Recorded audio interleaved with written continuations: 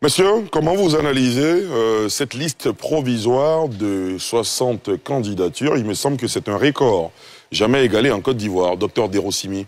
Ben oui, effectivement, c'est un record. Quand on prend les listes précédentes, je crois qu'en 2010, il y avait 20 candidatures. Sur 20, on a retenu, je crois, 14. En 2015, il y avait 33. On a retenu 10. En 2020, on avait 44, je crois. Sur les 44, on a retenu, je crois, 4. Bon, ça pourrait se justifier par l'instauration en temps du parrainage citoyen en avril 2020. Donc, de facto, c'est quelque chose de provisoire. Il y a un engouement qui semble se dégager. Bon, c'est à saluer, hein, le débat s'oppose. Hein, ça peut traduire je dirais, la manière ça peut transmettre la vitalité du débat démocratique. Bon, quant au caractère dit, je dirais, ironique ou fantaisiste, bon, je pense que moi, je m'aligne sur ceux qui pensent qu'en démocratie, chacun peut présenter. Tout compte fait, il y a derrière des candidatures qui sont ou qui semblent d'office éliminées. Le tri sera fait, la Cour constitutionnelle essaie de procéder. Mais sur la liste, je pense qu'il y a quand même quelques inquiétudes qu'on remarque. Je pense qu'au niveau du numéro 26, par exemple, au niveau de M. Tidiane Thiam, je ne sais pas s'il s'appelle Alain, voilà, c'est mis Alain. Au niveau de Mme Simone, je crois, sur le numéro 30, on a mis Simone Eivé, épouse Laurent Gbagbo. Je ne suis pas expert en droit matrimonial, mais je ne sais pas si... Quand une femme divorce avec son époux, elle a toujours le nom. Et il y a aussi la date de naissance de Laurent Gbagbo, c'est mis 1er janvier 1945, je crois, au lieu de 31 mai.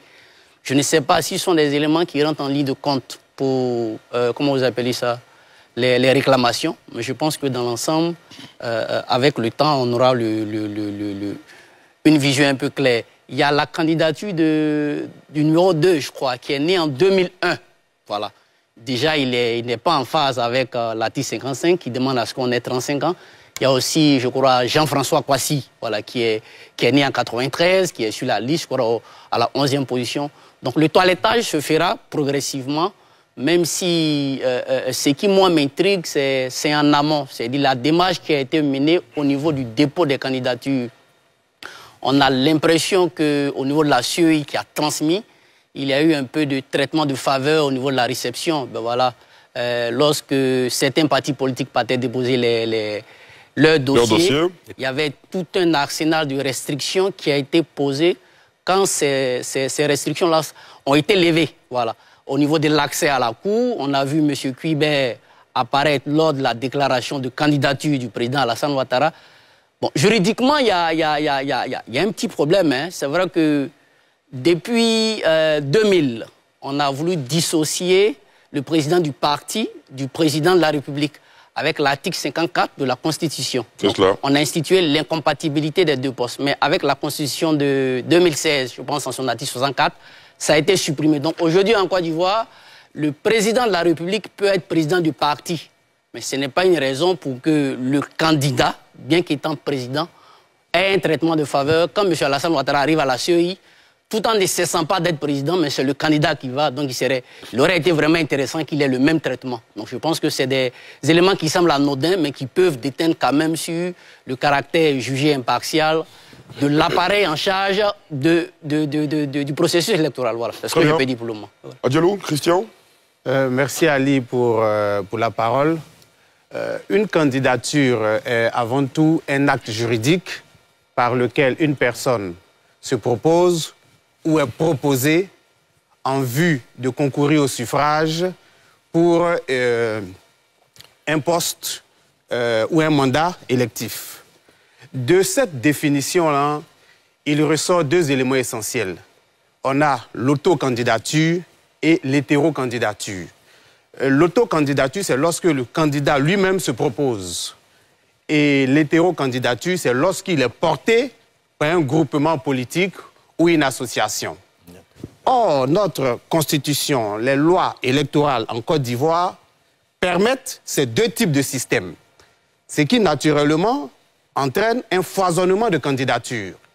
Donc, il va falloir se poser les bonnes questions sur le système électoral en Côte d'Ivoire, puisque lorsqu'on a introduit le parrainage, je pense que c'était dans le but, dit-on, d'éliminer certaines candidatures fantaisistes.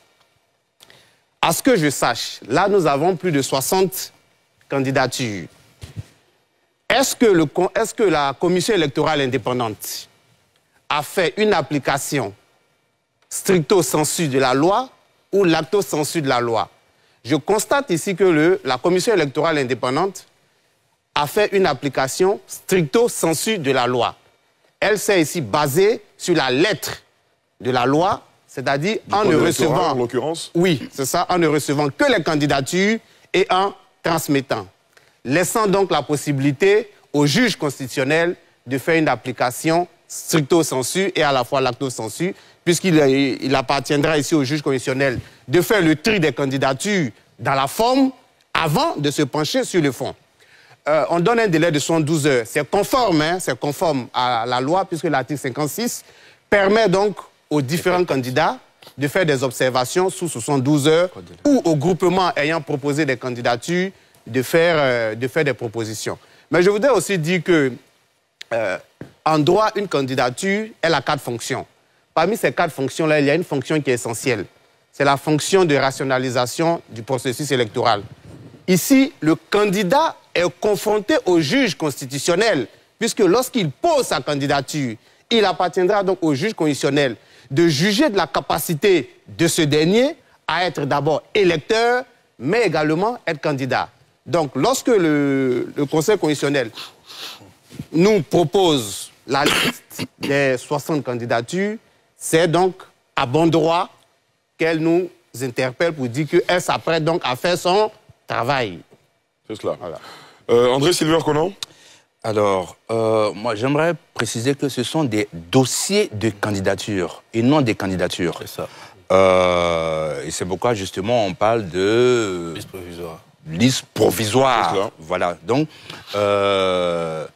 tout le monde aurait pu aller déposer des dossiers partiels ou complets ou incomplets à la CEI, quitte à ce que ce dossier soit validé par le Conseil constitutionnel ou non. Donc, pour l'instant, on est à 60 dossiers de candidature et non des candidatures.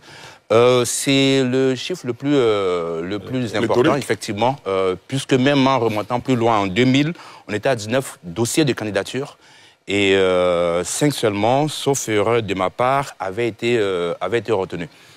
Et donc, je crois que jusque-là, le plus grand nombre de candidats, c'est en 2010, avec, je crois, 14 candidats validés sur les 20 qui avaient été réceptionnés par la CEI. Contrairement à ce que j'ai lu sur les réseaux sociaux, les erreurs qui ont été constatées donc, sur la liste provisoire ne proviennent pas de la CEI. Il y avait la présidente du Conseil qui avait signé.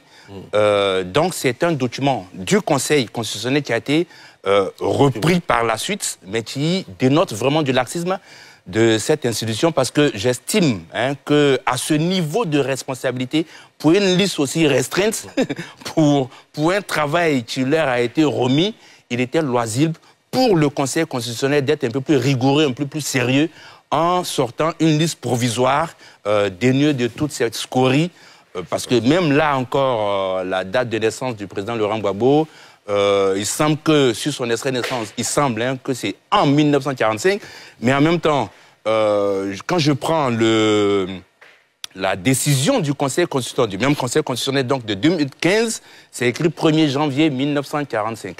Donc, entre-temps, bien sûr, il y a eu un décret présidentiel demandant donc que tous ceux qui sont nés soient considérés comme nés à partir du 1er janvier. Mais je pense que le Conseil devrait rendre ça un peu plus concordant pour ne pas donner matière à spéculation. De même, je pense que concernant le président Alassane Ouattara, c'est un peu complexe, pour ne pas citer un mot que bien de personnes connaissent en matière pendant cette période électorale. Le président Gbagbo a dit en 2010, je suis 100% candidat et 100% président. Et là encore, pendant cette période, il n'y avait pas la constitution qui avait été remaniée pour faire du président de la République un président de parti. Donc c'est un peu difficile en matière surtout de sécurité et tout cela, de considérer un président sortant comme un candidat en griffe banal. Mais je pense que tout cela, ce n'est pas vraiment de nature à influencer les dossiers qui ont été déposés et pour lesquels on attend justement la validation du Conseil constitutionnel. Toutefois, j'ai eu un petit regret de ne pas voir sur cette liste Dr Ousmane Camara, voilà, celui qui avait porté plainte contre le président Alassane Ouattara, déniant sa nationalité. Rappelez-vous, c'était en juillet 2025. Oui, il avait prétendu, sans qu'on ait vu cela, qu'il avait saisi le Conseil constitutionnel pour attaquer donc la nationalité du président Alassane Ouattara.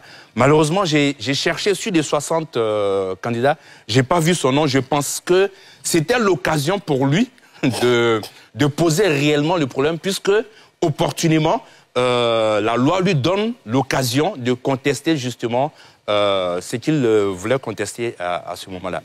Young Bato? Oui, je crois qu'on a fait un peu le tour. Hein. C'est un chiffre record.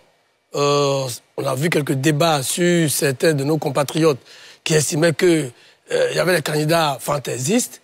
Mais c'est le jeu.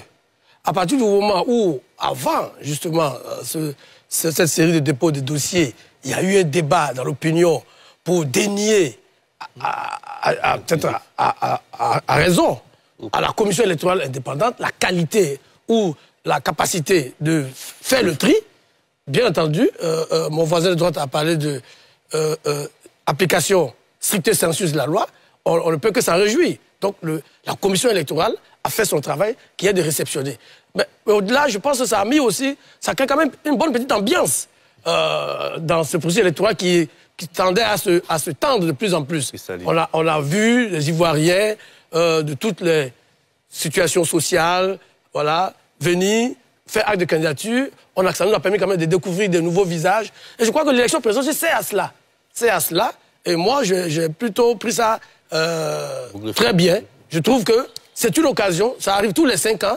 C'est l'occasion pour les Ivoiriens qui estiment pouvoir diriger ce pays de le faire. Après, bien entendu, comme tout le monde l'a dit, le juge constitutionnel qui est le juge électoral en matière donc d'élection présidentielle, va faire son travail et je crois qu'ils le feront bien et qu'on aura la liste définitive des candidats qui auront respecté toutes les dispositions et de la Constitution et du Code électoral. Docteur Deroux a évoqué le fait que le président de la CEI soit venu accueillir le président de la République. Je crois que c'est ça qu'on l'a vu au moment où il vient accueillir le président de la République, et peut-être le raccompagner même, mais je trouve que quand même la bienséance de la République veut que le respect quand même des institutions de la République veut que le chef de l'État, même s'il est candidat, il est quand même chef d'État en fonction, quelqu'un l'a dit. Mais je précise aussi qu'avant le président Laurent Gbagbo, désolé, le président Alassane Ouattara, le président de la CEI avait reçu à son bureau tous les candidats, j'allais dire d'un certain niveau. Il avait reçu Mme Simone Gbagbo à son bureau, il avait reçu le ministre Jean-Luc Biot à son bureau, il avait reçu le président Finguessan à son bureau, il avait reçu même le représentant du docteur Awa Domelo à son bureau, avant de le laisser aller rencontrer les secrétaires permanents qui recevaient les dossiers. Bon, s'il a pris la peine de recevoir ces personnalités, on peut quand même lui concéder qu'il vienne accueillir le chef de l'État et le recevoir brièvement à ses bureaux avant de le laisser aller déposer ses dossiers. Et je trouve que le débat est à un autre niveau. Il faut peut-être qu'on laisse un peu la CEI respirer. Hein. On a trop reproché toutes sortes de choses à la CEI. Dieu merci, ceux même qui ont vilipendé la CEI se sont retrouvés là-bas sans honte aucune. Moi, je m'en réjouis, hein, mais ils se sont retrouvés sans honte aucune à déposer leur dossier. Certains même ont tenté de se justifier en disant que, bon, on vous a insulté, mais comme on l'a obligé, on vient. Bon, ils devaient présenter des excuses, simplement. On leur aurait pardonné. Voilà, leur incohérence. Mais c'est pas grave. Tout ça fait partie du processus et du débat démocratique. Pour vous dire quoi? Pour dire que la CEI, alors, on a parlé des erreurs. Bon, c'est pour ça que la loi leur donne 72 heures pour corriger. Tout cela est bien prévu par le législateur. Mais je peux assurer, parce que j'ai pu entrer en contact avec les services de la commission électorale, ces fautes ne viennent pas de la CEI. Est-ce qu'elles sont du Conseil constitutionnel? On verra. Dans tous les pas cas. la CEI, c'est le Conseil constitutionnel. Bon, on verra. Est-ce que ce ne sont pas les documents qui ont été écrits? Parce qu'on ne peut pas dire d'emblée que c'est le Conseil constitutionnel. Oui.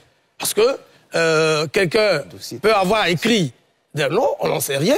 La CEI, puisqu'elle n'avait rien à toucher, a transmis. On voit qu'il y a des noms qui surprennent. Madame Gbagbo, Madame Simone Yvé, épouse Gbagbo. On verra. Si ce n'est pas son nom exact, elle ira dire au Conseil constitutionnel, ils corrigeront. Si M. Tidjane Thiam n'a pas de Alain sur son nom, bon, on corrigera. Je crois que ce n'est pas trop important. Ce qui est important aujourd'hui, c'est que nous puissions avoir très rapidement la liste des candidats et que la campagne s'ouvre. Pour qu'on sache ce que chacun a dans le ventre. Qu'on voit enfin un débat s'ouvrir sur le fond. Que le président sortant, qui a bien entendu un bilan à défendre son bilan, que ceux qui veulent lui ravir son poste proposent leur projet à notre pays et que ce débat-là, on puisse y participer pour qu'au final, on puisse avoir un président de la République qui soit à la hauteur des ambitions de notre pays. Le temps Prince Tawa. Oui, merci Ali, merci à mes co-débatteurs. Mais moi, je voulais faire remarquer que, en se déplaçant lui-même pour aller à la CEI, le président de la République fait preuve d'élégance. Ça, il faut le remarquer parce que il me semble que ce n'est pas le personnel au sein de son parti politique qui manque pour aller déposer sa candidature. Donc qu'il le fasse, et en tant que chef d'État en fonction, il ne faut pas en vouloir au président de la CEI de venir l'accueillir, parce que c'est lui, il est aussi le chef des institutions en Côte d'Ivoire. Donc là-dessus, moi je pense que, pour moi, c'est un fait banal. Voilà, c'est normal qu'il vienne l'accueillir. Alors sur le nombre des candidats pléthoriques, et moi, je m'en réjouis. Quelqu'un a parlé très souvent d'élections inclusives. Peut-être qu'on commence à voir. Et pour vous, le nombre important détermine l'inclusivité? Oui, bien sûr, bien sûr. Et après, bien sûr, le Conseil constitutionnel va faire son travail. Mais vous voyez, il y a aussi une autre analyse. Tout à l'heure, on a donné l'âge, enfin, l'année de naissance d'un des candidats et qui, manifestement, ne remplit pas une des conditions de 35 ans et ainsi de suite. C'est aussi peut-être un acte qu'il pose pour nous envoyer à réfléchir. Si on vote à 18 ans, pourquoi il faut attendre 35 ans pour être candidat? Peut-être que c'est là le message. Dabé l'a dit. Voilà, c'est là le message. Donc oui, c'est un moment important. Tout le monde en profite pour peut-être lancer son message et peut-être qu'à partir de ce moment-là, et surtout que nous sommes dans un État relativement jeune. Il a dit qu'il y a 70% pour la population qui est jeune, et ainsi de suite. Donc, à partir de ce moment, peut-être c'est une invite à rouvrir le débat sur la notion d'inclusivité. Voilà. Et moi, je me réjouis de ce nombre. Et effectivement, ce que nous attendons, c'est le Conseil constitutionnel qui va effectivement travailler d'ici là. Et puis, le débat, dans le fond, va s'ouvrir. Et voilà qui fera, je pense, du bien aux Ivoiriens. D'accord, j'ai une question pour vous sur le débat de fond. On va laisser Arthur Banga réagir déjà sur ce premier tour de table. Non, mais tu peux poser la question. Allez-y. Ok, d'accord. D'abord, mes excuses pour mon léger retard. Non, il n'y a pas de problème. D'accord. Est-ce que c'est... Bon, d'abord, moi, ceux qui disent le nombre, comme André l'a dit, hein, ce n'est pas des candidats encore. C'est des dossiers de candidature. Des candidats à la candidature. Voilà, des candidats à la candidature. Et tout le monde sait qu'il y a des gens qui ne seront pas retenus. On voit des gens qui ont moins de 35 ans. Hein. John Kwasi, on voit des gens qui ne sont pas électeurs. Thiam et Laurent Gbagbo, on voit plein de choses. Donc on sait qu'on ne sera pas... Si les 60, on n'aura même pas une dizaine hein, qui seront candidats, voire moins que ça, 5, 6. On a l'impression d'entendre parler quelqu'un du Conseil. Ouais. Non, non, on n'a pas besoin d'être du Conseil pour savoir que Gbagbo ne sera pas sur la liste. On n'a pas besoin d'être du Conseil pour savoir que ceux qui n'ont pas 35 ans ne seront pas sur la liste. On n'a pas besoin d'être du Conseil pour que Thiam ne sera pas sur la liste. Non, nous tous on sait. Donc pour vous, après le tri, il y aura une dizaine. Les premiers qui savent, c'est eux-mêmes. Maintenant, dans ça, je suis d'accord avec toi, il y a certains qui ont eu une démarche politique. Il y a du folklorique, hein. Il y a du folklorique, certains qui sont revenus avec la même chemise qu'il y a 5 ans. Il y en a peut-être qui avaient voulu de prendre une petite photo au quartier pour se faire voir. Ben, oui, ben, à côté, il y a des messages politiques. Je pense que moi, il y a 3 messages politiques que je dénote. Les 2 premiers messages politiques, c'est ceux de Thiam et de Laurent Gbagbo, qui pertinemment savent qu'ils ne seront pas retenus, mais qui viennent quand même pour essayer de continuer de plaider leur cas ou de forcer. Là, on entend un débat, constitution contre code électoral, tout ceci qui est politique. Mais il y a un autre qui a été très politique, dont on ne parle pas beaucoup, c'est Dabé, qui a moins de 35 ans, mais qui assume sa candidature, parce que pour lui, et je suis tout à fait d'accord avec lui, autant moi je suis contre la limitation d'âge dans le sens maximum, et pour lui, voilà, pour lui, il faut permettre à tout citoyen d'être candidat. Pourquoi on empêche des citoyens d'être candidats par leur âge? Si à 18 ans on est citoyen, à 18 ans on doit être candidat. Donc lui, c'est un message politique. Autre message politique, c'était plutôt une petite démonstration de force, je pense, du RHDP. Je pense qu'ils n'ont pas trop avalé les dernières mobilisations de l'opposition à Yopougon, donc ils ont voulu sortir un peu les muscles pour rappeler un peu qu'ils sont encore là. Et ils ont eu l'occasion là pour montrer. Donc ça, je pense que c'était un dépôt politique, le fait d'avoir cette mobilisation spontanée ou pas, mais bon, on verra. Mais pour rappeler un peu qu'ils sont encore présents, et ouais, je pense qu'ils ont démontré qu'ils ont encore cette force de mobilisation dans la rue. Il y a donc ces messages politiques, il y a des messages quelque peu folkloriques qu'on a vus, il y a des points d'interrogation par rapport au parrainage, parce que on ne sait pas trop. En fait, c'est le candidat qui sait le parrainage qu'il a déposé, donc il y a encore de gros points d'interrogation sur des personnalités hein, comme Simone Gbagbo, comme Awa Domelo. Ils ont pu avoir le parrainage, ouais, vous l'avez dit. on se pose encore des questions. On le saura bientôt, au plus tard le 10 septembre, voire avant le 10 septembre, en fonction de ce que décidera le Conseil constitutionnel. Après, il faut arrêter de chercher des poux dans la tête des gens qui sont chauves comme moi, parce que ça ne laisse pas beaucoup de place pour les poux. Est-ce que le président devait être accueilli? J'ai vu la photo dont il passait, une photo où on aperçoit Cubain quelque part là-bas, mais bon, je pense que ce n'est pas des choses qui sont de nature à jeter le discrédit sur le processus. Enfin, si on a autant de candidatures, ça doit poser à la réflexion. Est-ce qu'on va donner plus de pouvoir à la commission électorale indépendante en lui permettant de faire un premier tri, ne serait-ce que sur la forme, avant de passer au Conseil constitutionnel? Est-ce qu'il ne faut pas aller vers ça, les années à venir? Laisse se comporter comme une véritable boîte à lettres, mais je pense qu'il y a des gens comme ça lui foutent une petite pression quand même, pour lui dire que ce n'était pas son droit, elle n'avait pas à le faire, elle ne doit pas se prendre le Conseil constitutionnel. Et puis finalement, avec toute la pression, toute la pression, toutes ces questions autour de la CEI, je pense que c'était bien pour eux de remettre une patate chaude au Conseil constitutionnel, histoire de se reposer un peu pendant 2 semaines. D'accord.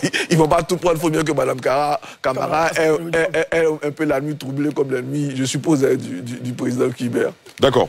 Je vais parler aux juristes, Adjalo Christian. Est-ce que justement il ne faut pas reformer le code électoral dans le sens justement de permettre à la CEI de faire le premier tri? Ça nous éviterait pas mal de choses. Qu'est-ce que vous en pensez? Oui, Ali, la semaine dernière, je pense qu'on a fait le débat sur le plateau ici et on avait même sorti des tests qui permettaient déjà à la commission électorale indépendante, lors de la réception des dossiers de candidature, déjà même de statuer dans la forme. De commencer à faire le filtre. Oui, de commencer à faire le filtre. Parce que lorsque je reçois un dossier de candidature où la personne vient seulement avec son extrait de naissance, naturellement, il n'y a pas le parrainage, il n'y a pas le cautionnement, etc., etc. Je ne peux pas recevoir le dossier de candidature ou, à défaut, c'est de donner un délai à la personne pour compléter son dossier de candidature. Mais quand ce dossier n'est pas complet, est-ce que je dois transmettre le dossier à la commission électorale? C'est tout le sens de la question. Naturellement, c'est ce que je disais tout à l'heure. Dans la loi, il y a l'esprit et à la lettre. Donc, soit ici, le Conseil constitutionnel a décidé de se référer uniquement qu'à la lettre en recevant les dossiers et transmettre. On peut écrire noir sur blanc dans une réforme, on pourrait écrire noir sur blanc que le Conseil constitutionnel a le droit de statuer. Commission électorale, oui, la commission électorale a le droit de statuer dans la forme sur la recevabilité des dossiers de candidature avant toute transmission au Conseil constitutionnel. Peut-être qu'en ce moment-là, ça va éviter les interprétations. Voilà. Thomas Presse? Non, non. Bon, enfin, il semble n'avoir pas chuté. Allez-y, non, je n'ai pas encore fini. Juste rappeler que l'article 56 permet donc... Quel texte? L'article 56 du Code électoral. Du Code électoral, voilà, permet donc aux candidats de faire des observations. Donc, toutes les erreurs seront bel et bien corrigées. C'est aussi ça, le sens de l'article 56. Très bien. Et puis, on a parlé aussi du cas de Mme Gbagbo, qui porte le nom. Oui, juridiquement, c'est justifié, parce qu'elle est homme politique, elle a une stature, on l'a connue avec le nom Gbagbo. Elle a un intérêt Donc, juridique. elle a encore ce statut-là, donc elle a la possibilité de toujours porter le nom. Donc D'accord. juridiquement, ça se justifie. De ton prince, Tawa. Voilà. Oui, vous savez, je pense que la CEI a tenté de faire ce premier filtre et justement a essuyé les critiques de l'opposition. Rappelez-vous sur la transmission des documents pour aller recueillir le parrainage. Le président de la CEI dit ne peuvent recevoir ces documents-là que celui qui a un numéro d'électeur, donc qui est sur la liste électorale. On a entendu l'avocat du PDCI, Maître Blessi, dit attention, ce n'est pas le rôle de la CEI. Et oui, je suis d'accord que ce n'est pas le rôle de la CEI. Et je pense effectivement que les textes actuels sont bons. Ça ne coûte rien à la CEI de recevoir les dossiers. Il y en a qui savent pertinemment que à la fin du processus, ils ne seront pas retenus. Un exemple? Mais ils ne veulent pas. Poursuivez. Par exemple, celui qui n'a pas 35 ans, voilà. mais sauf qu'ils ne veulent pas que ce soit la CEI qui le leur dise. Et je pense qu'effectivement, il faut une division des tâches. La CEI est l'organe administratif qui reçoit les documents et le Conseil constitutionnel dit le droit. Parce que s'il y a deux niveaux on va dire, de décision sur le fond, il y a problème. Parce que finalement, on va se demander, mais si la CEI doit faire le tri, quel est l'élément substantiel? Ou est-ce que c'est un élément de fond ou de forme? Et pour les uns, le fait que je n'ai pas déposé un extrait de naissance, ce n'est pas un élément de fond. Et donc, qui devait justifier le rejet de ma candidature. Et pour les autres, que je ne sois pas sur la liste électorale, c'est un élément substantiel.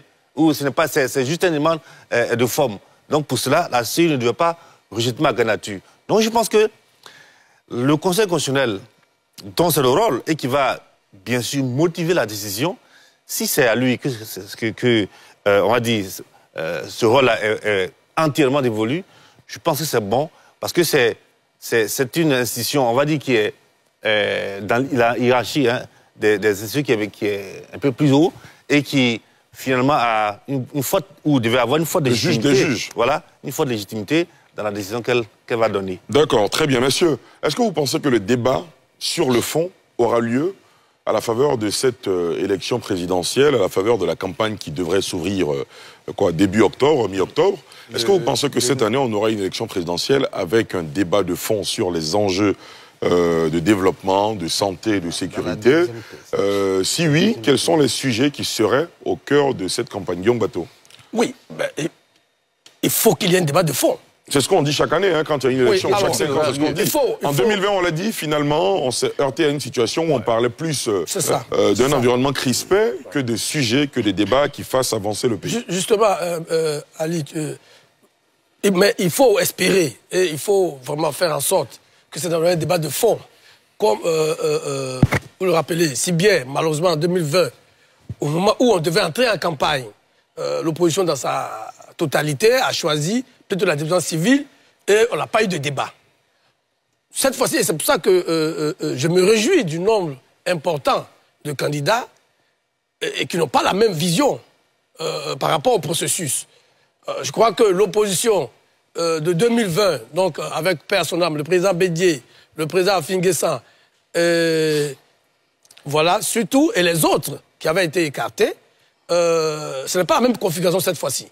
On a, c'est vrai, le président Bédié n'est plus là, M. Thiam, qui lui a succédé, semble dans la même logique, c'est-à-dire contester le processus jusqu'au bout, avec son allié du PPACI.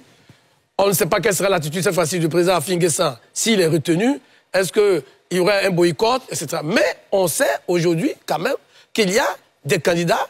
Je prends le cas de Mme Gbagbo, je prends le cas du Dr Awa Domelo, notre ami Assalé Tiemoko, le préfet Vincent Tobi. Je ne crois pas que si ces personnalités sont retenues sur la liste électorale, elles s'engageront. Sur la liste définitive? Sur la liste définitive, pas la liste électorale. Sur la liste des candidats, elles s'engageront dans un boycott pour éviter un débat de fond. Je ne crois pas. C'est pour ça que moi, je suis plutôt optimiste. Et pour revenir un peu au nombre et au rôle de la CEI, sur le débat, est-ce que la CEI doit faire le tri? Moi, je pense que je suis d'accord avec Dr Neton, Tawa. Les tests actuels sont bons. Laissons tout le monde aller déposer leur dossier. C'est vrai que là-dessus, se moque de mon cousin, Tokpa, mais Écoutez, s'il n'a qu'une seule chemise, il a une chemise et il va déposer son dossier. Là, c'est toi qui te moques. Non, je ne me moque pas, parce qu'il a cité, c'est mon cousin. Je dis à lui, il a dit, celui qui avait la même chemise. J'ai dit, c'est mon cousin. S'il a une seule chemise, la loi lui permet, on n'a pas dit qu'il faut trier les chemises. Voilà, donc... Il faut que la loi, on ne doit pas l'appliquer de façon partielle, Arthur. D'accord, très bien. Donc, il ne faut pas stigmatiser les chemises de candidats. D'accord. Dérossimi? Comme on parlait de la forme, c'est pourquoi on parlait de la forme, mais je voulais préciser que je n'ai pas parlé de l'accueil, hein, parce que là, je n'ai pas dit le fait d'avoir accueilli le président. J'ai dit le fait d'être à côté du candidat qui faisait sa déclaration. Et deuxième élément, c'est le fait qu'on ait laissé plusieurs militants du parti, du candidat, avoir accès pendant que cela semble avoir été refusé à d'autres. C'est de ça que je parle. Si on a accueilli un président de la République, quoi de plus légitime, voilà. Autre élément, bon, monsieur André disait tout à l'heure que Laurent Gbagbo a dit il est 100% candidat, 100% président. S'il a dit, il n'a pas respecté la règle qu'il a, voilà. Donc ce n'est pas parce qu'il n'a pas respecté que ça va servir de norme. Revenant à la question de la CEI, je vais rejoindre Guillaume Bateau, parce que même si on dit que c'est la CEI qui doit faire imprimétrie, ceux qui veulent déposer les candidatures vont toujours déposer les candidatures. Voilà. Donc dans le même sens, si la candidature comment il s'appelle, Rabé, des jeunes, bon, sachant peut-être qu'il va être rejeté, est politique, j'estime aussi que peut-être la candidature de ceux qui n'ont pas le nom sur leur liste, quand ils déposent aussi, c'est politique. Peut-être qu'il aura la même. C'est un message que chacun veut transmettre. Ça a l'air anodin, mais je veux un peu revenir dessus parce que ça a causé quelques problèmes en mai 2024, je crois. Le 18 mai 2024, je pense qu'il y avait une cérémonie d'hommage organisée par les cadres du parti au pouvoir. Je pense que c'était à Korogo. Voilà. La cérémonie d'hommage, c'était bien sûr au chef de l'État, mais c'était un parti qui organisait. Et on a vu les militants du parti dans des écoles en train de mobiliser des élèves pour une activité qui engageait exclusivement le parti et non l'État de Côte d'Ivoire. Donc c'est des petits éléments qui ont l'air anodins, mais qui peuvent quand même jouer. Sinon, pour le fond, on va en parler comme c'était au niveau de la forme, mais je veux préciser que je ne reproche pas au président cubain d'avoir accueilli le président, c'est ce qui est normal. J'ai noté un traitement de faveur pour le parti au pouvoir qui a eu accès avec ses militants à l'enceinte. Et en tant qu'arbitre, il ne devait pas être à côté pendant la déclaration. Sinon, il a reçu tout le monde dans son bureau. Quoi de plus normal. D'accord. Voilà. Revenons sur le fond. Voilà. Revenons sur le fond. Est-ce que le débat sera posé? Bon, on attend d'abord la liste. Voilà. Moi, je pense que si on veut passer sur le fond, on attend d'abord la liste. Quand la liste sera publiée, est-ce que les candidatures, tu as déjà annoncé, je crois, 10. Voilà. Bon, est-ce que les candidatures seront retenues? Moins de 10. Voilà. Bon, il doute sur certaines. Bon, moi, les informations que j'ai, je pense que M. Ouadomil a noté au moins 250 000 qu'il a eu. Il pense, ses services de communication annoncent, je crois, 28 régions. Vous parlez de parrainage? De parrainage. Donc, bon, voilà. Bon, je ne sais pas. Certainement que je pense que tous ceux qui ont déposé, les candidats que je trouve un peu sérieux, ont rempli cette tâche. Au niveau de l'enjeu, pour moi, l'enjeu majeur, bon, je pense qu'on allait en partie dans la deuxième partie, mais je vais en même temps commencer. Mais c'est D'abord, qu'est-ce qui va se passer si les candidatures de M. Thiam et de M. Laurent Gbagbo ne sont pas retenues? Ils ont fait tellement de déclarations. Bon, on peut dire qu'il ne va rien se passer, mais on a vu des déclarations. Il n'y aura pas de 4e mandat. Vous voulez la bagarre, il aura la bagarre. On a vu M. Thiam dans sa déclaration du 6 août dire beaucoup de choses, qu'une âme, ça ne trique pas. Il serait intéressant que le jeu soit ouvert pour éviter au pays. Bon, c'est pas qu'ils font je dirais des prophéties inquiétantes, mais qu'est-ce qui va se passer? Si rien ne se passe, tant mieux. Voilà, tant mieux. Mais là encore, si rien ne se passe, je pense que vis-à-vis de leurs candidats, est-ce que les opposants importants, moi je considère Thiam et Gbagbo comme la partie importante de l'opposition, est-ce qu'ils vont boycotter? Je ne pense pas que ce soit dans leur intérêt. Moi, j'estime que ce petit jeu qui prévoit actuellement au niveau de l'opposition, cette division apparente, le grand gagnant, c'est le président Ouattara. Ben voilà. Si l'opposition boycotte, ben ils ont boycotté en 2020. Ben Ouattara est toujours là. Voilà. Moi, j'ai toujours dénoncé personnellement le traitement qui est fait à M. Thiam. Et M. Laurent Gbagbo, je trouve que c'est injuste. Il serait vraiment miraculeux, voilà, qu'il y ait leur nom sur la liste électorale, vu qui ne sont sur pas... la liste définitive sur la des liste candidats. définitive, vu qu'ils ne sont pas électeurs. Voilà. Enfin. Maintenant, je pense que qu'est-ce qu'ils vont faire? Vont-ils appeler le boycott? Ou, pour moi, il serait intéressant que toute l'opposition, ça peut sembler chimérique, que toute l'opposition essaie de copier, c'est vrai que la Côte d'Ivoire, ce n'est pas le Sénégal, mais l'exemple du Sénégal, quand Blair Wade voulait faire le 3e mandat, essaie de se ranger. Parce que si on estime que le problème des Ivoiriens, c'est Alassane Ouattara, bon, les questions d'ego, on peut en faire l'économie et essayer de se mettre ensemble. Sinon, si l'opposition au premier tour va de manière dispersée, je pense que Alassane Ouattara a de fortes chances de gagner et de certainement encore envisager, pourquoi pas, un premier mandat d'une 3e République. Et puis, ben voilà. Donc, l'opposition gagnerait dès maintenant. D'abord, elle fait bien de dénoncer, mais si elle veut emprunter la voie du boycott, ça ne va pas l'arranger. Elle gagnerait à voir dans quelle mesure fédérer ses forces pour aller aux élections. Ben voilà. André Sylvain Conan. Alors, pour parler de la loi, sauf erreur de ma part, le juriste est là, aucune loi ne dit que le président de la CEI doit ou ne doit pas assister à une conférence de presse d'un candidat dans l'enceinte de la CEI. Vraiment, c'est vraiment au terme des du dépôt de sa choses, candidature. voilà, c'est vraiment des choses pour lesquelles, pour moi, il ne faut pas faire des formes d'insistance. Pour le reste, je note que de nombreux candidats, moi je suis un partisan de ce que il faut qu'il y ait des conditions obligatoires qui amènent la CEI à recevoir même les dossiers. Parce que, écoutez, quand vous partez présenter un concours, on coche, on dit vous déposez tel dossier, tel dossier, tel dossier. Si vous ne donnez pas ces dossiers, on dit monsieur, revenez plus tard pour donner les dossiers. Donc, pour moi, il devrait y avoir des conditions obligatoires, comme par exemple la présentation du reçu de cautionnement. Voilà, si vous n'avez pas ce reçu de cautionnement, c'est comme un ticket d'entrée. Voilà, on vous dit, monsieur, s'il vous plaît, allez payer d'abord et venez pour qu'on puisse recevoir votre dossier. Parce que, si vous voulez, moi, je pense qu'il y a beaucoup il y a de nombreux candidats qui viennent là juste pour le coup médiatique. Il y a les médias qui sont là, donc il y a une déclaration, on présente sur NCI, sur d'autres médias et autres. Donc, parce que quand vous regardez bien, il y a d'éternels candidats. En 2015, par exemple, il y a le président du PIDA, Parti ivoirien des droits authentiques, M. Guédé José Abel. Il était candidat. Il avait déposé sa candidature en 2015. Il est encore là. Aussi, hein? Oui, mais non, parce que la Finguessan a été retenu comme candidat, mais lui, sa candidature avait été rejetée. Voilà, parler de Fieni Kevin, il était là en 2020, il n'avait pas rempli les conditions, il a encore déposé. Donc, on a l'impression qu'il y a ce coup médiatique. Je vous rappelle même qu'il y a quelqu'un, un préposé à la candidature, qui avait même disparu avec les tablettes.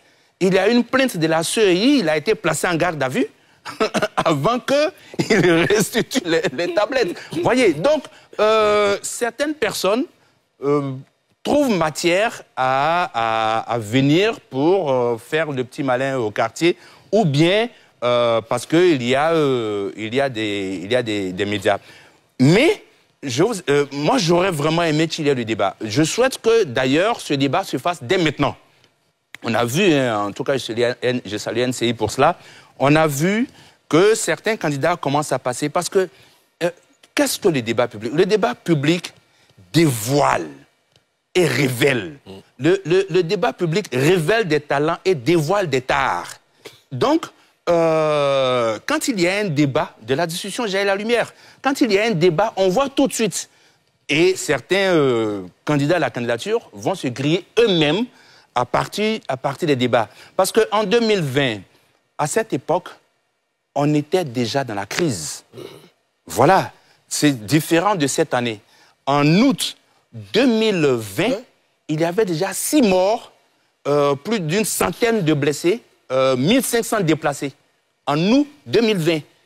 Avant même que le président Henri Konan Bédié lance la désobéissance civile, c'était d'abord les manifestations contre le 3e mandat.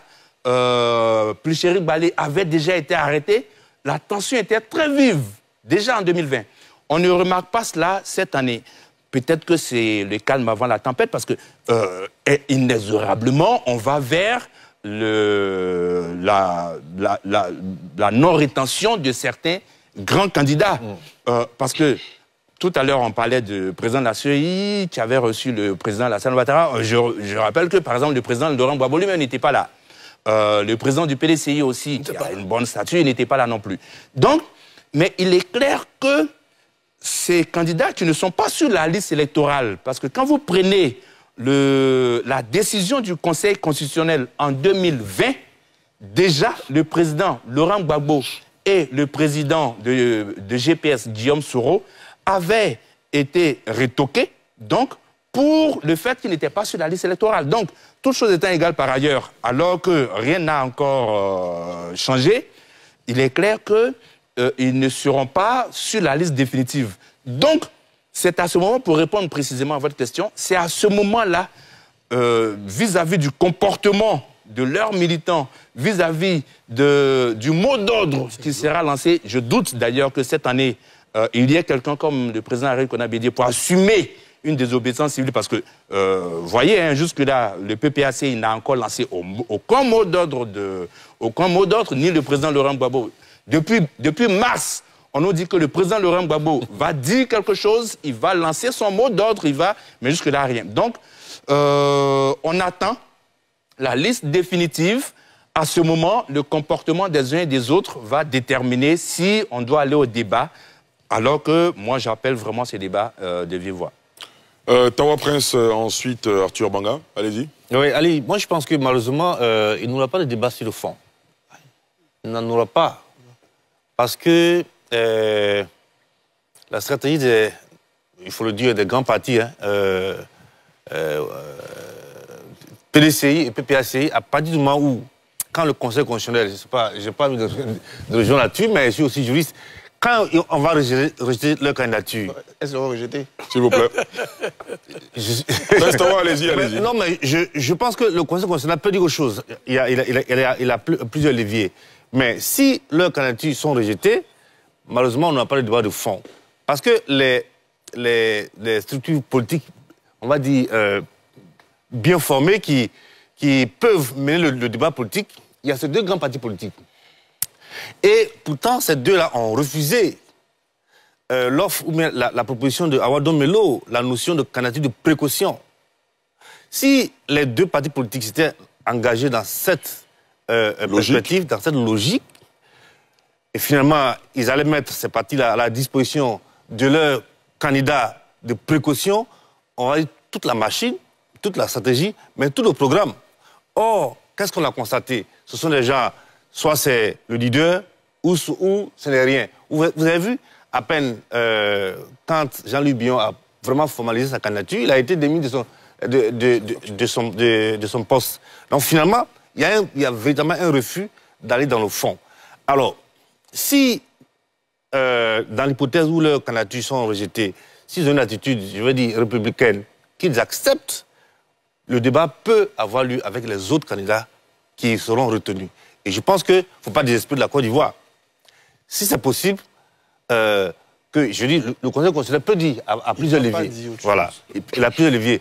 S'il accepte leur candidature avec les motifs qu'il produira, on aura un débat de fond.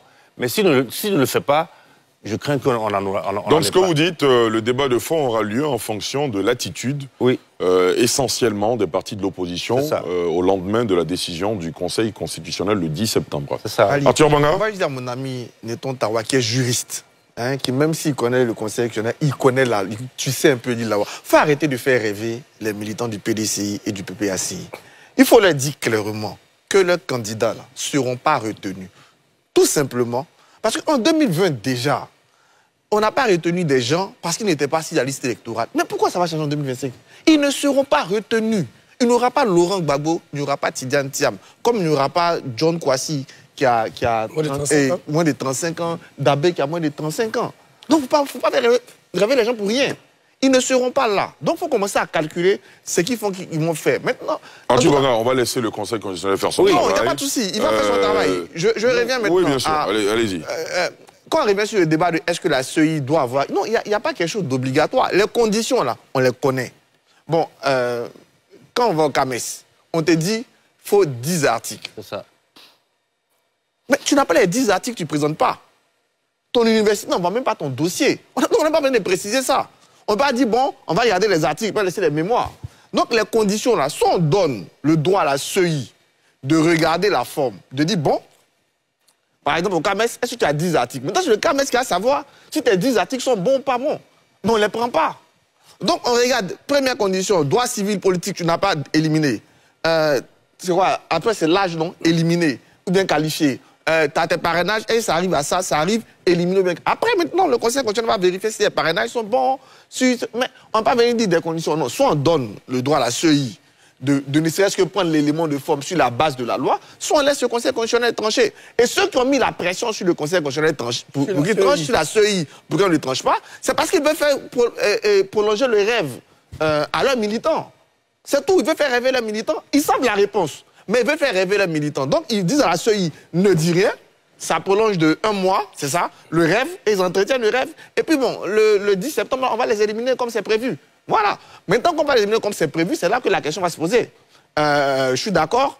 D'ailleurs, je l'avais dit, eux aussi le font politiquement. J'ai bien précisé que le fait, voilà, je l'ai dit déjà.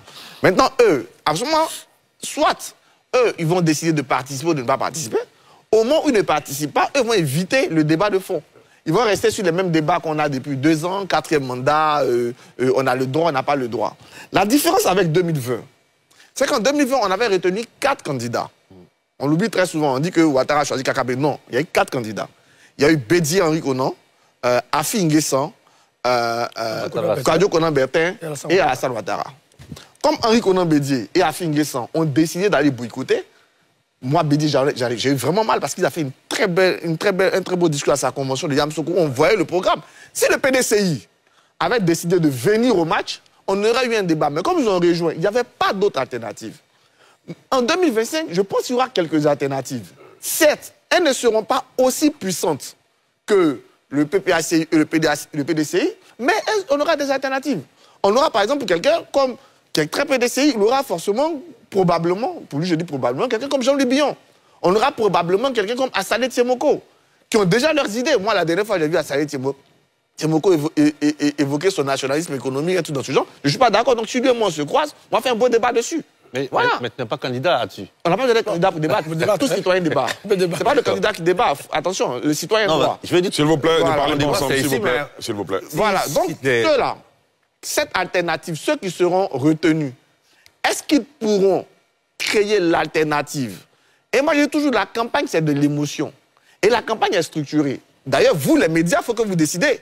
Est-ce qu'après le 10 septembre, vous allez continuer de donner la parole à ceux qui veulent pas participer aux élections, qui veulent parler que des choses qui ne font pas avancer la Côte d'Ivoire, ou vous allez les bannir de façon logique pour dire qu'à partir de ce moment, le Conseil constitutionnel nous a donné la liste des Ivoiriens qui ont des choses à proposer, on veut les écouter. Mais à partir du 10 octobre, ça, 24 moins 2 semaines, ça fait combien? 10. À partir du 10 octobre, c'est la campagne, vous n'aurez même pas le choix. Parce que la AK va veiller à ce que ceux qui ne participent pas aux élections ne participent pas à la télévision. Au moins si c'est 2 semaines de campagne. Donc pendant ces 2 semaines, on aura à la télé, avec ce que la CEI distribue déjà comme image, avec ce que les gens pourront avoir comme achat publicitaire, on aura des gens qui vont venir sur les idées. Ils vont peut-être dire, voilà, Assalé, par exemple, qui dit qu'il ne faut pas qu'on donne certains métiers aux étrangers, pourra mettre son affiche. Donc ça pourra nous faire le débat. Du coup, je pense qu'on a des chances d'avoir des débats, contrairement à 2020, parce qu'on a des chances d'avoir des candidats qui auront leur mot à dire. Et pour terminer sur la notion du débat, il ne faut pas limiter au RHDP qu'à son bilan. Attention, la campagne, c'est plus ce projet que le bilan. J'entends trop dire que Alassane Ouattara va dire non, le RHDP ne fera pas que nous défendre son bilan. Ils doivent nous aussi nous proposer qu'est-ce qu'ils feront de meilleur à partir de ça pour qu'on puisse avoir le choix. Donc, moi, je reste positif, je reste optimiste parce que je pense que des gens comme Domelo, des gens comme Jean-Louis Billon, des gens comme Assalé Tiemoko, et même des gens qui, je pense aussi, ne sont pas dans la course, mais on va venir tout à l'heure, Blé Goudé, qui vont essayer de peser, auront aussi leurs idées. Et avec les règles de la campagne. Et j'espère que les chaînes télé ne vont pas attendre la campagne pour se mettre dans le vent, pour conserver la parole à ceux qui ont des idées, plutôt que ceux qui veulent la bagarre. Ça va nous permettre d'avoir ce débat d'idées.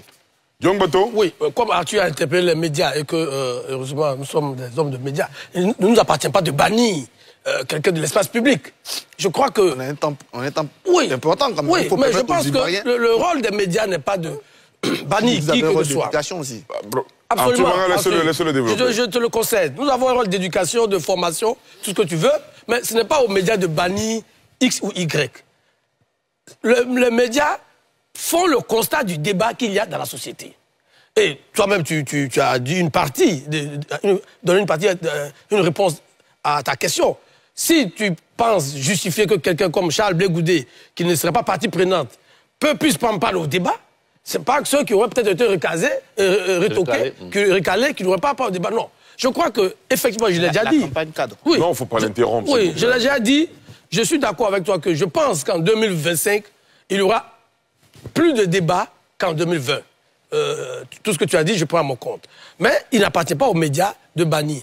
Par contre, effectivement, pendant la période encadrée de la campagne, ça aussi, la ACAP veille plutôt sur les médias de service public. Non, surtout les médias. Oui, surtout les médias, mais surtout... Veille à l'équité de la prise de parole dans tous les médias, mais il y a un regard plus prononcé sur les médias de service public. C'est-à-dire la télévision nationale, Fraternité Matin, l'agence ivoirienne de presse, qui sont les médias de service public. Bien entendu, tous les autres médias, pour des raisons éthiques et professionnelles, sont obligés de donner la parole à tout le monde. Moi, ce que je dis, et je crois que Sylvain l'a rappelé, il a parlé de 6 morts, mais je crois qu'on était déjà à 8 morts. Il a parlé de 6 morts en août 2020 déjà. Bon, entre 6 et 8. Okay. Moi, j'ai vu d'autres sources qui parlaient de 8 morts déjà. Cette fois-ci, les choses semblent plus calmes. Je crois que, pour 2 raisons. Les rescapés du boycott de 2020 ont vu ce que cela a coûté. Le président Afi, qui peut être considéré comme un des rescapés, puisque malheureusement le président Bédié n'est plus à nous, il a vu ce que lui a coûté. Je ne suis pas sûr que lui et ses camarades ont envie de reprendre le même scénario 2020. Ensuite, on voit bien que la position du PPACI aujourd'hui est fragilisée. En 2020, vous aviez tous ceux qu'on peut considérer aujourd'hui comme les pro-Gbagbo, qui étaient encore alliés, plus sur la position du président Gbagbo. Je vais parler de Simone, Mme Gbagbo, je vais parler de mon frère et ami Charles Blé Goudé, il était encore à La Haye, on ne savait pas très bien ce qu'il pensait. Je vais parler du docteur Awa Dombelo, qui était jusqu'à très récemment encore un vice-président très respecté du PPACI. Tous ces gens qui sont engagés dans le processus font que la marge de manœuvre du PPACI est faible. Jusqu'à aujourd'hui, ils disent on ne va pas boycotter. On sait très bien qu'ils vont boycotter. Ils n'ont pas le choix. Parce que le président Gbagbo ne sera pas sur la liste. Et connaissant le président Gbagbo et ceux qui sont autour de lui, je ne vois pas comment, par quel miracle. Alors, je réponds un peu à mon jeune frère, docteur Simou, qui dit l'opposition, on peut chercher. Docteur, l'opposition, en tout cas celle de gauche, je ne vois pas par quel miracle. D'ici 2 semaines, le président Gbagbo appellerait à soutenir Afi ou Dombelo, ou Afi ou Simone Gbagbo. Je ne crois pas un seul instant. Donc, la marge de manœuvre du PPACI va être réduite. On va avoir sur la ligne de départ des gens qui ont à peu près les mêmes idées, mais qui vont participer au processus. Ce qui va faire que la minorité, l'extrême minorité, l'opposition radicale, on va dire ça comme ça, qui va boycotter l'élection, sera moins audible par rapport à 2020. Voilà. Donc je pense qu'il faut être optimiste, même si le PPACI et le PDCI choisissent le boycott, comme moi je le pressens, ils seront vraiment noyautés par la pluralité des candidats. Et j'espère vraiment, comme on l'a dit, qu'on a une bonne pluralité, une bonne dizaine de candidats. Ça nous permettra d'avoir des débats de fond. Et moi, j'en suis convaincu. Là, je pense que l'élément fondamental, c'est qu'il appartiendra aux différents candidats de pouvoir construire un projet cohérent. Un projet qu'ils pourront présenter au peuple ivoirien. Mais nous avons, à notre niveau, à un certain moment donné, déjà en 2020, juste après l'élection présidentielle de 2020, nous avons, avec certains amis, travaillé sur une stratégie et des propositions pour les élections présidentielles de 2025. Et on avait fait une classification. On avait parlé des héritiers légitimes. Parmi ces héritiers légitimes-là, on a le président Alassane Ouattara, qui est candidat pour cette année-là. Pour lui, le défi, ce serait vraiment de proposer un projet pour les 5 prochaines années, jusqu'aux élections présidentielles. C'est vrai qu'il a un bilan à défendre, mais comment est-ce qu'il se projette sur les 5 prochaines années? Je pense qu'il a déjà donné quelques éléments lors de son discours du 7 du 7 août. Mais pour lui encore, le défi après l'élection, il est double. Après l'élection, au cas où, naturellement, il serait réélu. Après l'élection, il aura un premier défi de garantir la stabilité et la paix. Mais c'est le deuxième défi pour lui, après l'élection, ce sera au sein de son propre camp. Parce qu'on sait généralement qu'un président, lorsqu'il est à son dernier mandat, en général, plus personne ne l'écoute. On le voit aux États-Unis. Plus personne ne l'écoute parce qu'on sait qu'il va partir. Donc les appétits en son sein commencent à apparaître au grand jour. Comment pouvoir canaliser tout ça? Après les héritiers légitimes, nous avons ce qu'on a appelé les intellectuels, les technocrates. Parmi les technocrates, ceux qui sont candidats à la candidature cette année, on avait mis dedans Jean-Louis Billon. On avait mis le président Thiam dedans, mais Thiam n'étant pas là, Jean-Louis Billon. Ceux-là, lorsqu'on avait fait l'analyse, c'était que c'est vrai qu'ils sont intelligents, intellectuels, technocrates, ils ont des atouts, ils sont vendables, mais ils ont une portée politique assez limitée. C'est le cas de Jean-Louis Billon. Le grand défi pour lui aujourd'hui sera de pouvoir conquérir l'électorat, avoir cette possibilité-là de pouvoir aller chercher au sein de sa famille politique des électeurs et même au-delà de son camp. Donc ça, ce sera vraiment pour lui le grand défi. Après ceux-là, nous avons ce qu'on a appelé les éternels lieutenants. Malheureusement, pour cette année, il n'y a pas d'éternels lieutenants parce que les éternels lieutenants, c'était les Blé Goudé, c'était Soro Guillaume et autres qu'on avait mis dans ce clan-là. Mais après, dans ce groupe-là, on peut ajouter aujourd'hui des candidats comme Assalé Timoko, seulement qui ne sont pas éternels lieutenants. Parce que les éternels lieutenants, c'est ceux qui étaient toujours agrippés à des leaders politiques. Dans l'ombre de leur leader. Voilà, dans l'ombre de leur leader. Voilà. Donc, aujourd'hui, on peut mettre Assalé Timoko dans ce groupe, Toby également dans ce groupe. Ils ont pour eux la possibilité ou la facilité de s'adresser à la jeunesse. Ils sont beaucoup sur les réseaux sociaux, ils ont la possibilité de s'adresser à une masse qui, quand même, commence à s'intéresser à leur discours. Donc ceux-là, ce sera vraiment un vrai défi pour eux, parce que eux, ce qu'on leur reproche, ce qu'on leur reprochait dans l'analyse, c'est que c'est vrai qu'ils ont des idées, mais on estime qu'ils ne sont pas familiers aux affaires. C'est-à-dire la haute gestion de l'administration, ils ne sont pas familiers à cela. C'est vrai que Toby a une certaine expérience, mais est-ce qu'elle suffit pour pouvoir vraiment postuler pour aller... Pour prétendre diriger un pays. Voilà, pouvoir diriger un pays. Et puis maintenant, la dernière analyse, c'était les dissidents. Les dissidents, à l'époque, déjà, on avait parlé de Simone Gbagbo. On avait parlé également de Afi N'Guessan. On avait parlé de Mabry. Bon, il n'est pas dedans. Mais ici, Simone Gbagbo et Afi N'Guessan, le grand défi pour eux, ce serait de pouvoir rassembler la gauche et de proposer une alternative crédible au RHDP. Parce qu'ici, on aura pratiquement deux blocs. Le bloc de gauche et le bloc libéral. Il va falloir pour eux pouvoir proposer un projet cohérent, chiffré, pouvoir trouver des tares au bilan du RHDP, s'il y en a, ils nous le diront, et pouvoir proposer une alternative crédible pour les 5 prochaines années. Je pense que pour eux, ce sera le grand défi. Très bien. Dans le prolongement de ce que vient de dire Adjolou Christian, monsieur, est-ce que vous pensez qu'à cette élection, en termes de défi, est-ce que vous pensez, selon vous, il a essayé de faire une sorte de catégorisation? Est-ce que vous pensez qu'il y a des favoris, des outsiders, j'ai pas envie de dire de tocards? Il n'y a pas de favoris. Guillaume Bateau? Oui, mais il y a un ultra favori. Bien sûr, on vous pose une question, vous avez juste le droit de répondre. Non, Ali, les choses sont claires. Il y a un ultra favori. Je ne parle même pas de grand favori. Il y a un ultra favori, c'est le président Alassane Ouattara. Il ne faut pas faire la fine bouche. Le président Ouattara apparaît aujourd'hui comme l'ultra favori de cette élection présidentielle. Pour plusieurs raisons. Mais pour moi, la principale, c'est la trop grande faiblesse de l'opposition. Au-delà des qualités du président de la République et de la qualité de son bilan, son principal atout, ses alliés les plus objectifs, c'est ses opposants.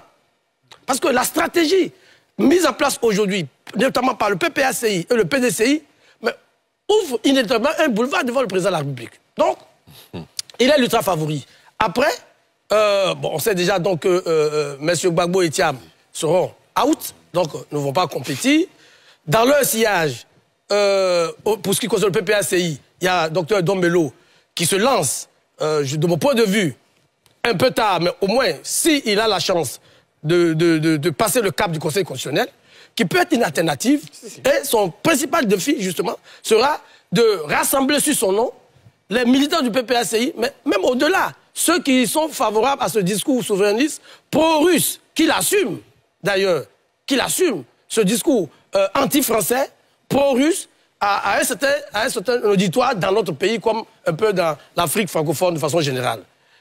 Et puis, il y a, bon, on va voir avec Mme Gbagbo, le MGC, jusqu'à présent, je ne sais pas, quelle va être vraiment la différence entre le projet du FPI, auquel elle a contribué pendant 30 ans, et celui que le MGC va présenter, je ne sais pas trop. Le président Afin Guessan, dans le prolongement de ce qu'il avait déjà proposé en 2015, sur la décentralisation, sur un certain nombre de réformes, va continuer. Mais tout ce monde à gauche, est-ce que pourra vraiment s'exprimer, être audible face au bloc du PPACI qui va chercher à parasiter leur discours? Et puis après, bon, Dr Adjoula a cité à juste titre les autres candidats, Assalé Tiemoko, Vincent Tobi et peut-être d'autres. Jean-Louis Billon, je crois qu'il a un challenge assez intéressant. Il est de la même génération que Thiam. Il a été ministre, il a été député, il a été président du conseil régional, il a été maire. Il veut le monde des affaires face... Il est député. Oui, il est député, ok. Je dirais que bon, il a été président du conseil régional, il est député. Il est ancien ministre, ancien président de la Chambre de commerce et d'industrie. Il connaît l'appareil de l'intérieur, il connaît le PDC de l'intérieur. C'est vrai qu'il est dans une opposition frontale avec le président du parti, mais son principal défi sera effectivement d'attirer à lui ceux des militants du PDC qui n'ont pas envie de rester en dehors de ce débat démocratique, mais aussi ceux des Ivoiriens qui veulent voir un nouveau visage. Donc, tous ces candidats, moi je pense qu'ils ont le mérite de pouvoir se lancer dans la bataille. Et forcément, c'est ceux-là qu'on va retrouver essentiellement en 2030. C'est ceux-là qu'on va retrouver essentiellement, puisque la génération de Gbagbo, de Simone, d'Afi, de Ouattara va passer. Pour ceux que j'ai cités là, qu'il s'agisse du président Gbagbo, du président Ouattara, de Mme Simone Lévé Gbagbo, du président Afi, ceux-là, c'est fini. Après le 25 octobre, 2030 va s'ouvrir pour ces candidats qu'on a cités, Jean-Louis Billon, Awa Dombello, Tidjane Thiam, qui va certainement revenir dans le jeu après les élections législatives, etc. etc. Donc, c'est ceux-là, Assalé Tiemoko et Tobi, qui vont porter, avec d'autres présidents qu'on va connaître entre 2025 et 2030, qui vont porter la politique ivoirienne pour les 5 prochaines années. André Silver? Alors, moi je vois d'abord un enjeu d'ordre sécuritaire, hein, le président l'avait dit. Vous voyez, opportunément, il y a eu donc l'attaque de Difta, voilà, dans le département de Téini, un campement du village de Difta. Vous savez, Téini, c'est cette attaque, si vous prenez la carte, donc c'est une région frontalière donc, à la province de la Comoué, au Burkina Faso, qui elle-même fait partie de la région des Cascades. Dans cette région, donc, les attaques s'étaient un peu estompées depuis 2022-2023, parce que au Burkina, il y a ce qu'on appelle le groupe d'action rapide de surveillance et d'intervention, Garci, qui travaille de concert avec donc, les volontaires pour la défense de la patrie, les VDP, qui sont des supplétifs de l'armée burkinabé. Et donc cette attaque, qui de certains avis n'est pas d'ordre terroriste, mais pourrait avoir quand même, selon Serge Daniel, hein, voilà, qui est un connaisseur de la région, des relents d'ordre politique, n'est pas... montre bien qu'il y a un enjeu d'ordre sécuritaire. Mais pour moi, l'opposition, tout à l'heure, avant d'y arriver, non, le président Laurent Gbagbo a été président de la République en 2020, il était député. Que député. Voilà. Et donc, en 2000, tu veux dire, en 2000. En 2000, il a été président de la République. Auparavant, il était que député. Voilà. Il n'avait jamais participé à un cabinet ministériel, il n'avait jamais été ministre, jamais été chargé des missions, jamais été Premier ministre, jamais. Et donc, il y a des gens qui peuvent être président de la République sans forcément avoir un background au niveau gouvernemental. Je pense notamment à des gens comme Vincent Tobi, des gens brillants Assalé Timoko, qui fait une belle campagne, et sans doute bien d'autres. Maintenant, pour moi, je l'ai dit ici auparavant, et c'est la vérité, les meilleurs alliés, Guillaume l'a dit tout à l'heure, les meilleurs alliés du président Alassane Ouattara, ce sont ses opposants. En 2010, il y avait un président sortant qui s'appelait Laurent Gbagbo, qui avait été élu en 2000 dans des conditions, comme lui-même l'avait qualifié, de calamiteuses, mais qui avait réussi à avoir un ancrage. Il a pris un peu du PDCI, un peu du RDR, ainsi de suite. Il avait formé LMP, la majorité présidentielle. Face à cette réalité, l'opposition savait très bien que si elle n'avait pas une stratégie cohérente, il était clair qu'il ne pouvait pas gagner. Conséquence, en 2000, au premier tour, les deux candidats de l'opposition n'avaient pas pu passer, n'avaient pas pu gagner au premier tour. Donc, l'alliance du RHDP qu'ils avaient mise en place depuis 2025 en France a fonctionné. À savoir soutenir le candidat le mieux positionné au deuxième tour. Mais quid de cette stratégie en 2025? Il n'y en a pas. Il n'y en a pas. Voilà, il est clair que le PDC et le PPACI n'auront certainement pas de candidat comme on le pressent, puisque j'ai cité ici la décision de 2020, excluant donc le président Laurent Gbagbo et le Premier ministre Guillaume Soro sur la base de ce qu'ils ne sont pas des électeurs. Mais l'enjeu pour eux, c'est vraiment d'arriver à une stratégie commune. Qu'est-ce qu'il faut faire? Soit il y a l'école ivoirienne, à savoir donc dès le départ, dès maintenant, dit ben écoutez, on va peut-être avoir un candidat, on va soutenir un candidat parmi tous ceux-là. Soit l'école gambienne, on a vu Adama Barrow, alors Yaya Jammeh avait mis presque toute l'opposition en prison. Presque toute l'opposition était en prison. Adama Barrow n'était que le trésorier de son parti. Il n'était même pas le secrétaire général, il n'était pas vice-président. Il était que peut-être le numéro 5 ou bien le numéro 10 sur la liste de son parti. Son parti a dit, bon, ok, on le présente. Adama Barrow, aujourd'hui, le président de la Gambie. Au Sénégal, c'est l'exemple le plus connu. Sonko a adoubé Diomaye Faye. Aujourd'hui, les deux, ils gèrent le pays. Donc, parce que moi, il est difficile pour moi de me faire admettre qu'un parti politique est tellement majoritaire en Côte d'Ivoire que très vite, il passe dès le premier tour. Face à un parti comme le PDCI, face à un parti comme le PPACI, face à un parti comme le RHDP, je ne vois pas un candidat passer dès le premier tour. Donc, si le PDCI et le PPACI adoptent une stratégie commune, à savoir, par exemple, on soutient, Simone Gbagbo, ou Vincent Tobiwa, Salé Timoko, ou Jean-Luc Bion Awadombelo, mais il sera difficile pour le candidat du RHDP de passer déjà dès le premier tour. Et puis, mais malheureusement, on n'est pas à ce stade parce que les indicateurs, les indices qu'on a aujourd'hui ne nous portent pas à dire qu'ils vont le faire. Et c'est malheureux pour eux. Prestawa? Oui, Ali, je suis d'accord avec lui hein, que l'enjeu est effectivement sécuritaire.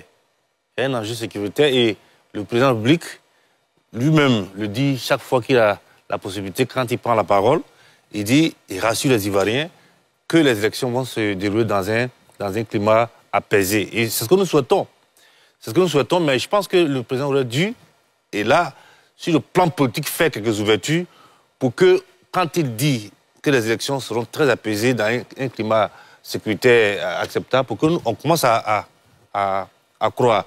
Et tout à l'heure, mes collègues ont dit, oui, le président Ouattara, il est hyper... Ultra favori. Oui, mais c'est normal. C'est normal, puisque... Pas normal. Oui, bien sûr, je ne veux pas dire ça, mais puisque tout le processus, toutes les étapes ont été, on va dire, finalement, il y a eu une communication entre tout le processus, pendant toutes les étapes du processus, de sorte qu'il soit le seul candidat, on va dire, qui soit éligible. Quand moi, je demeure convaincu que, par exemple, concernant la condamnation de Laurent Gbagbo, c'est une condamnation politique. De sorte que, et justement, eux également, comme ce sont des acteurs politiques qui, autour de qui tout doit tourner, donc quand ils n'ont pas de candidat, parce que justement, ils les connaissent, ils savent que ces gars-là, dès que Laurent Gbagbo n'est pas dans le processus, ils seront incapables de présenter quelqu'un d'autre. Et effectivement, c'est ce qu'ils font. Donc, à partir de ce moment, très bien, on va dire, moi je pense qu'il y a travaillé. Il y a travaillé totalement et il est.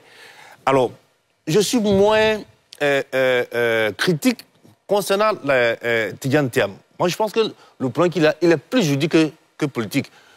Effectivement, il n'avait pas renoncé à la nationalité française au moment où il pensait qu'il devait se lancer dans le jeu politique. De sorte qu'effectivement, il est victime de sa propre turpitude. Voilà. Donc, voilà un peu. Mais oui, que Ouattara soit ultra favori, il y a travaillé. Arthur Manga. Merci. J'ai vu tout à l'heure que mon ami juriste, puis politologue, Netan Tawa Prince, ne pouvait pas, était si prudent face au jugement du Conseil constitutionnel, mais il dit que la candidature de Laurent Gbagbo est politique. Il est sans doute plus droit en droit que la Cour africaine des droits de l'homme et des peuples. Il est sans doute plus droit en droit que la Commission de l'ONU, qui toutes disent qu'il n'y a pas de problème de droit violé pour Laurent Gbagbo. Bon, si tu veux, sur les décisions de ces coups-là, surtout aussi sur l'ONU tout à l'heure, je pourrais t'apporter une autre lecture. Bon, ma lecture est claire. Au moins, la Cour africaine des droits de l'homme, la lecture est très claire. Aucun droit de Laurent Gbagbo n'a été violé. Moi, j'ai dit sur la décision de l'ONU. Alors, monsieur, on va avancer dans le débat, s'il vous plaît. On va pas faire une fixation sur ce point précisément. Non, comme il a dit, j'insiste que quand on regarde la Cour africaine des droits de l'homme, quand on regarde la décision de l'ONU, aucun des droits de Laurent Gbagbo n'a été violé. Donc, il n'y a aucune condamnation politique. J'étais de ton avis, hein, sur ce même plateau. Moi, je suis très cohérent. Sur ce même plateau, jusqu'à pas longtemps, je disais, OK, sur Laurent Gbagbo, je reste prudent. Parce que je pensais, lui, qu'il y avait de quoi dire politique. Mais après, demande la Cour africaine des droits de l'homme, qui l'a lui-même saisi, se prononce. Et qu'ensuite, l'ONU le confirme. Au bout d'un moment, il faut qu'on arrête. Bon, on va passer là-dessus. Voilà. Ce n'est pas le sujet principal. Allez-y. Non, je reviens sur le fait que Alassane Ouattara soit ultra favori. Moi, depuis longtemps, je dirais qu'il était favori. Parce que moi, je suis de ceux qui pensent que même si Laurent Gbagbo et Tidjane Thiam étaient candidats, il allait les battre. Parce que, je le dis toujours, il a un bilan qui touche toutes ces régions du pays. Il a conservé ses bases du RHDP. Quand tu vois en Côte d'Ivoire de Bouaké, quand vous là-bas, c'est pour lui. Maintenant, dans vos régions, là, quand il ne vous bat pas, il lutte avec vous. Je peux donner des exemples multiples. On parle par exemple de la défaite de Avoussou au dernier régional. Ouais. Mais il a multiplié le score du RHDP par 2. Mais regardez à Daloa, comment Mamadou Touré a laminé Madi et Stéphane Kipré. Même s'il venait là. C'est pour ça que moi, à chaque fois que je parle des gars du RHDP, je dis, mais bon, si moi on avait fait un geste politique, c'était pour légitimer sa victoire.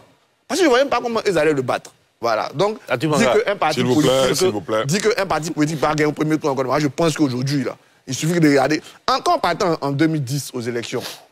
Mais le PDC était le parti qui avait le plus de députés, le RD était le parti qui avait le plus de maires, mais ils ont face à un parti présidentiel, comment c'était chaud.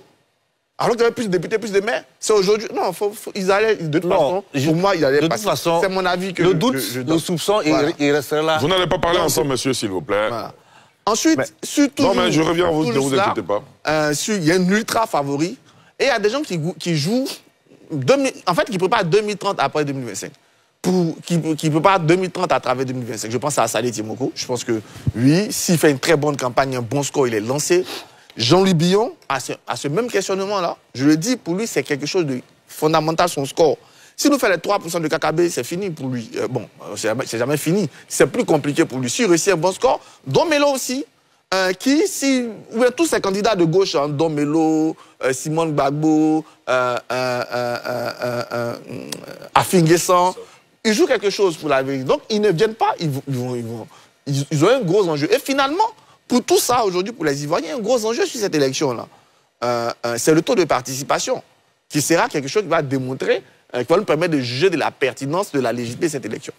Pour revenir maintenant à la question, oui, moi, je mets le sécurité en 1. Et d'ailleurs, c'est assez intéressant de voir, quand vous écoutez le discours, que ce soit du président de la République ou même des opposants, la question de la...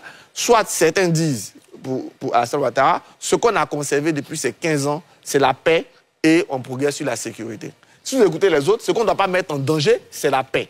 Donc, paix et sécurité, c'est ce qu'on doit construire justement sur ces temps-là. Et d'ailleurs, j'ai l'habitude de dire dans les conférences que je fais, on doit montrer au monde qu'on est sorti de notre convalescence ou qu'on est encore plus malade dans cette condition. Deuxième enjeu, pour moi, c'est l'enjeu de la jeunesse. D'ailleurs, je reviens encore sur le discours du président de la République, elle annonce sa candidature. Il dit c'est une candidature pour passer à nos générations. Donc, il sait très bien que la question de la jeunesse, que ce soit dans sa représentation politique, que ce soit dans la dynamique politique ou dans la réalité. Parce qu'aujourd'hui, les jeunes, c'est 77% de la population, mais ce sont 17% qui sont aussi touchés à la fois par les plus grands succès de nos pays, mais en même temps par ses plus grandes difficultés. Et donc, c'est vers eux, pour moi, la question de la jeunesse. Et c'est pour ça qu'on sera très regardant sur les solutions qui seront apportées à la jeunesse, à ces sujets-là. Et puis, troisième truc, pour revenir à ce que je dis, pour moi, cette élection, c'est ce qu'on doit réussir entre aujourd'hui et le 30 octobre, c'est ce débat d'idées. En supposant que j'entends par débat d'idées les idées de ceux qui ont quelque chose à proposer pour les 5 années à venir. Je ne vous dis pas de fermer la journée. Je dis, quand même, si on veut promouvoir un débat d'idées, je pense que la priorité doit être quand même accordée à ceux qui veulent proposer des choses pour les 5 années prochaines. D'accord. Voilà, si on veut proposer la bagarre, je ne vois pas encore en participer. Très bien.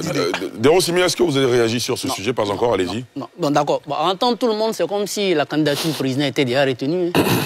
Bon, Chantal Camara, elle peut appliquer l'article 183 selon Bakongo et puis exclure le président Ouattara. C'est possible. S'il vous plaît. Voilà. Laissez Dérosimi. C'est une possibilité. Ce n'est pas parce que l'année passée, ils ont validé la candidature du président que cette année, on doit valider les facteurs. Sinon, le Conseil constitutionnel aurait dû dire, bon, voici la liste provisoire, mais comme l'année passée, on a validé, mais voilà, donc sa candidature peut être rejetée. Aussi chimérique que ça semble, mais c'est une éventualité à ne pas exclure.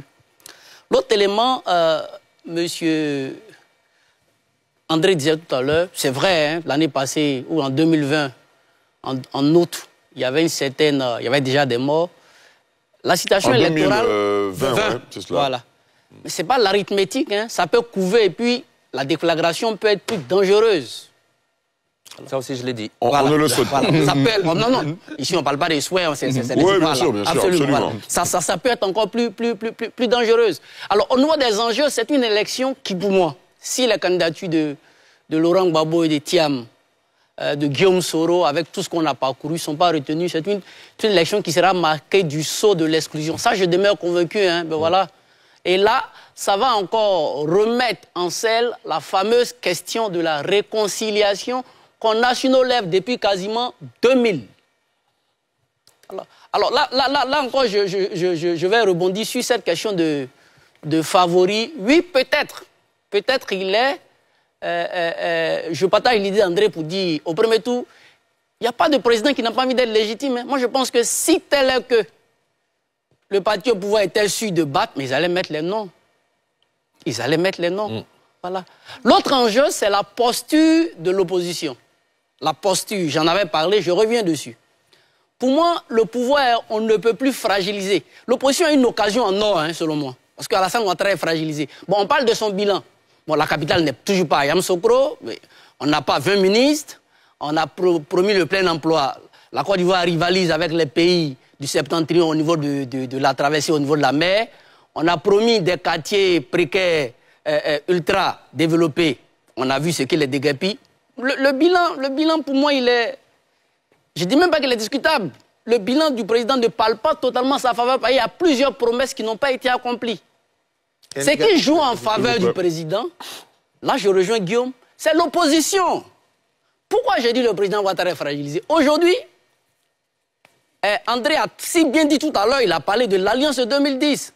Le président Ouattara aujourd'hui a tellement, et son parti ont tellement frustré tous les partis que personne ne peut s'allier à lui. Le président Bédié l'a aidé à être président en 2010, en 2015. Le président Bédié avait la possibilité de surfer sur les frustrations des militants de Gbagbo pour se présenter. Il a lancé l'appel d'encours en septembre 2014, espérant qu'il ait, je dirais, le tour en 2020. Le président Bédié a été frustré. On a vu lors de la désobéissance, sa villa a été encerclée. Bon, finalement, on voit ce que ça donne. Tidjane Thiam, lorsqu'il arrive, il veut se jouer les opposants angéliques. Il rappelle qu'ils sont fouettistes. Aujourd'hui, son discours est devenu très amer. Donc, personne n'a intérêt, M. Duncan, qui était RHDP de la tête aux pieds, On sait. Donc, toutes les alliances que Ouattara noue avec ses partenaires, tout le monde sort amer. Donc, aujourd'hui, c'est pourquoi vous voyez sur tous les plateaux, partout où ils passent, ils ne font que lancer l'appel au PDCI. C'est une occasion. Deuxième élément, en plus de son bilan, qui pour moi n'est pas aussi éloquent qu'on parle, en plus du fait qu'il ne peut plus avoir d'alliés, il a la question Guillaume Soro. Guillaume Soro, bon, moi personnellement, je ne peux pas conseiller la prise d'âme qu'il a faite, mais il demeure un acteur majeur dans l'accession du président Ouattara au pouvoir. Ce n'est pas moi qui l'ai dit. Le président Ouattara effectue une visite d'État en septembre 2013 à Féké, devant tout le monde. Il salue Guillaume Soro. Il dit, je rends hommage à Soro parce qu'il a eu le courage. Là où nous, on voulait emprunter un chemin plus long, il nous a aidés à aller plus vite. Mais Guillaume Soro, en plus, si on veut surfer sur les contingents ethno- ou géopolitiques, mais Guillaume Soro, aujourd'hui, il a quand même ce petit poids-là. Donc Guillaume Soro n'est plus avec Ouattara. Bédier n'est plus avec Ouattara. Tidia Thiam, qui voulait se jouer les ouvretistes, n'est plus avec Ouattara. Le bilan de Ouattara même, il ne parle pas totalement en faveur de lui. L'opposition a une occasion. C'est en cela que si Laurent Gbagbo et Thiam saisissent cette pelle, c'est vrai, moi je dénonce toujours le fait qu'on les ait rejetés, pour voir entre eux, si l'opposition est unie, mais pour moi la campagne est dans les unes. On parle de la CEI, ceux qui veulent nous contredire, la CEI, la liste, c'est vrai que la liste électorale n'est pas auditée, mais si aujourd'hui, par miracle, le président Ouattara met le nom de Thiam ou Gbagbo, mais ils vont compétir. Ils vont aller aux élections. Donc il serait intéressant de surfer dessus. Donc pour moi, les grands enjeux, je résume, la réconciliation prend un coup avec l'exclusion de Laurent Gbagbo et de Thiam, mais ils peuvent rebondir pour mettre la nation. Parce que s'ils estiment que les Ivoiriens souffrent, s'ils estiment... le dernier communiqué du PPACI, du comité central, parle de plus de, je crois, 113 détenus. Que gagne-t-on? Ce n'est pas avec le boycott que ces 113 détenus vont sortir. On ne dit pas que s'ils participent, ils gagnent, mais en peut-être boostant un candidat, ils ont la possibilité de rompre avec ce système qu'ils dénoncent. Moi, c'est ce que je peux dire à ce niveau. Ben, voilà. Très bien. Adiolo Christian. Merci Ali de me passer la parole. Bon, moi, je voulais dire que Gbagbo Laurent avait une longue expérience politique. De 1980 jusqu'à son accession au pouvoir, il était député. Mais son manque de gestion et son manque d'expérience dans la gestion lui a causé un tort considérable lorsqu'il accède au pouvoir. On a vu comment est-ce que sa gestion de 2000 à 2010 a été difficile. Laurent Gbagbo lui-même, je pense qu'aujourd'hui, si par magie, il devait revenir au pouvoir, il y a des choses qu'il ferait différemment. Dans son projet de société, il nous disait que nous allons développer notre système de défense nationale. C'était inscrit noir sur blanc dans son projet de société. Lorsqu'il arrive au pouvoir, est-ce que c'est ce qu'il a fait? En lieu et place de ça, on nous a servi une rébellion qu'il a été incapable de mater. Quand on parle, les gens disent que non, mais c'est la rébellion qui nous a attaqués. Mais qui a prêté serment lorsqu'on est président de la République? C'est le président de la République qui prête serment. Et quand il prête son serment, quand il prête le serment, il a le devoir de défendre l'intégrité territoriale, quel que soit celui qui vient vous attaquer. C'est ça le sens du serment qu'on prête. Donc, son manque de gestion dans sa carrière politique lui a valu des torts et je pense qu'aujourd'hui, lui-même, il le regrette. Ça, c'est le premier cas que je voulais énoncer. Revenant au débat, est-ce que le RHDP peut gagner au premier tour ou ne peut pas gagner au premier tour? Mais je pense que c'est Atu qui a relevé des indices. Lorsque nous étions encore dans l'opposition, hein, je vais dire, lorsque le RHDP n'était pas encore au pouvoir, à l'époque c'était le RDR, mais les élections qui se sont déroulées après les élections de 2000. Mais je pense que le RDR, encore dans l'opposition, a conquis quand même des bastions considérables. Même est allé dans des bastions du FPI, Gagnoa, Soubré, San Pedro et même Daloa, conquérir des bastions. Donc, je l'ai dit une fois sur un plateau, ce n'est pas aujourd'hui qu'ils sont au pouvoir. Ou, en termes de baromètre électoral, on a vu qu'ils ont conquéri des régions qui étaient des régions destinées à l'opposition. Tout l'ouest montagneux aujourd'hui, ils ont conquis. Le Haut-Sassandra, le Bas-Sassandra, ils ont conquis toutes ces régions. Le Sud-Komoué, ils ont conquis toutes ces régions. Mais écoutez, ce n'est pas quand même de la magie. Ce n'est pas quand même de la magie. Tu as parlé de magie pour le président Gbagbo. Comment pas un coup de bâton magique aux élections de 2025. On fait pas magie, on fait pas magie. S'il vous plaît. Ils ne pourront pas, que le RHGP ne pourra pas remporter l'élection. D'autant plus que sur le plateau, nos amis même reconnaissent que l'opposition fait le lit du président Alassane Ouattara. Bon, je pense qu'on ne pourra pas faire le bilan sur ce plateau, mais on sait quand même, je pense qu'il faut être aveugle pour ne pas reconnaître qu'en Côte d'Ivoire, il y a vraiment une certaine évolution. Le taux de pauvreté qui était de 59% est quand même passé à 37%. On le sait. En termes de capital humain, il faut avoir des infrastructures sanitaires pour que les gens soient bien soignés. Quand on circule partout en Côte d'Ivoire, on voit les hôpitaux qui poussent quand même. Je pense qu'il faut être aveugle pour ne pas reconnaître. Le problème des Ivoiriens... Attendez votre temps de parole. Il faut des écoles pour pouvoir former les élèves. Il faut que les personnes soient bien formées. Mais s'il n'y a pas d'école, comment est-ce qu'on forme? Lorsque le président arrive au pouvoir, il trouve une économie exsangue, un pays au fond de l'abîme.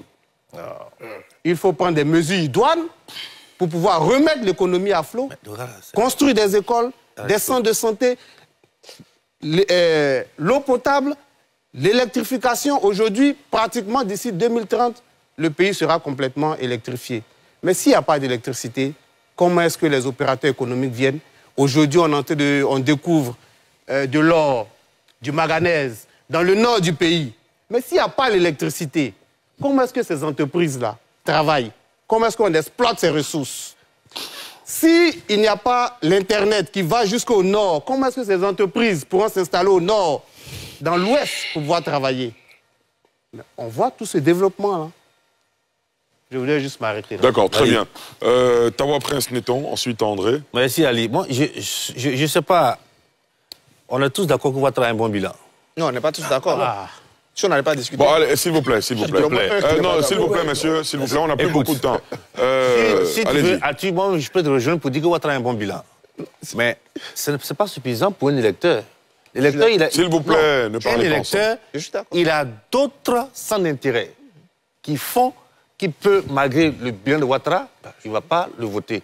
C'est pour ça que quand tu as demandé aux jeunes de RADP, mais pourquoi vous avez tous ces bilans à défendre et puis vous ne travaillez pas à, on va dire, à donner davantage de légitimité à votre victoire. C'est pas ce que je dis. S'il vous plaît. En fait, il me dit... Non, mais il faut le laisser finir. Oui, j'ai fini. Mais après, tu me diras, mais pourquoi le président Ouattara ne fait pas l'ouverture? Justement parce que cette logique existe.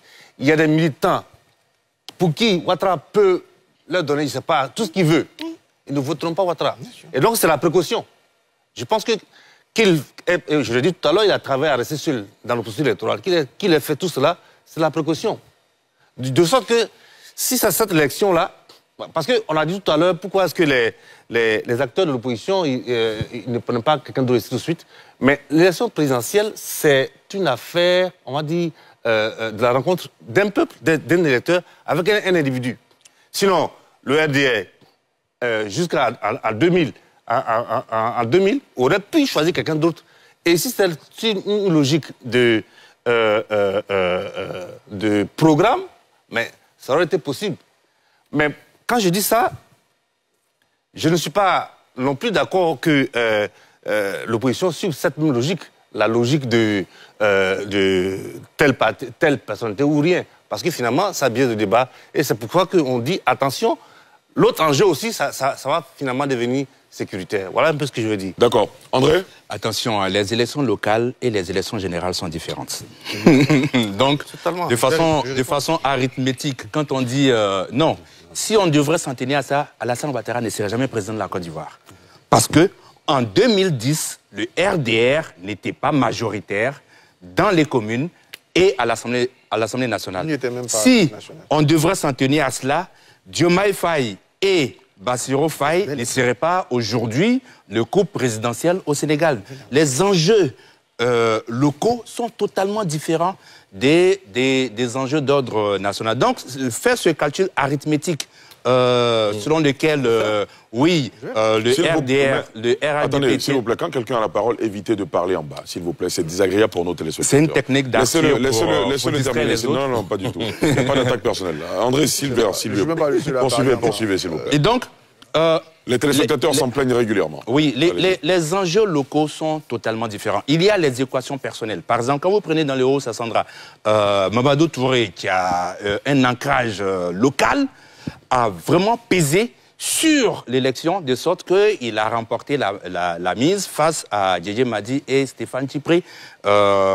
Stéphane Tchipré qui n'était pas trop présent sur le terrain, Djedje Madi qui était un peu dans l'usure du temps. Donc, ce sont pas forcément, ce sont des indicateurs, certes, qui montrent la vitalité d'un parti politique, mais qui ne déterminent pas de ce que, à l'élection présidentielle, le candidat est gagnant. Sinon, dans le monde, je vous assure, les partis présidentiels sont généralement majoritaires, il n'y aurait jamais d'alternance. Donc ça, je m'inscris totalement en faux. Concernant donc le fait que le RHDP, oui, moi je suis de ceux qui disent que le président Alassane Ouattara a un bon bilan. Moi je le dis, et je le dis toujours, son bilan macroéconomique est irréprochable. Les agrégats macroéconomiques sont au vert. Mais moi j'aimerais vraiment pour cette élection que le RHDP me séduise encore. Parce que qu'est-ce que le RHDP propose de nouveau? Qu'est-ce que le candidat Alassane Ouattara va proposer de nouveau? Pour l'instant, je ne vois pas. Je souhaite vraiment que le RHDP vienne avec quelque chose comme si il n'y avait rien du tout en partant est nihilo, comme s'il n'y avait rien du tout, et qu'on retrouve le Alassane Ouattara de 2010 qui nous a dit « Donnez-moi 5 ans, je transforme ce pays et autres ». Mais aujourd'hui, il y a donc les agrégats macroéconomiques qui sont en place, les indicateurs microéconomiques sont encore à améliorer, mais j'aimerais que le RHDP me fasse rêver pour 2025 à 2030. Pour l'instant, je n'ai pas encore vu. Guillaume Bateau? Oui, bon, je crois qu'il ne faut pas... moi, j'aime bien la rhétorique de mon ami André, mais les résultats du président Ouattara ne sont pas que macroéconomiques. Je suis désolé. Nous sommes sur ce plateau de NCI parce qu'il y a eu la réforme du secteur télévisuel. C'est un cas concret. Nous sommes sur ce plateau parce qu'on a ouvert l'espace télévisuel. Ce n'est pas un indicateur macroéconomique. Ce n'est pas un indicateur macroéconomique. Je dis, il n'y a pas que le macroéconomique. Je pense que c'est un concret. Mais on peut en citer à l'appel. Je crois que il a l'honnêteté de reconnaître que le bilan du président Ouattara est positif, et il l'est. Moi qui suis du sensibilité de gauche, je prends souvent quelques indicateurs.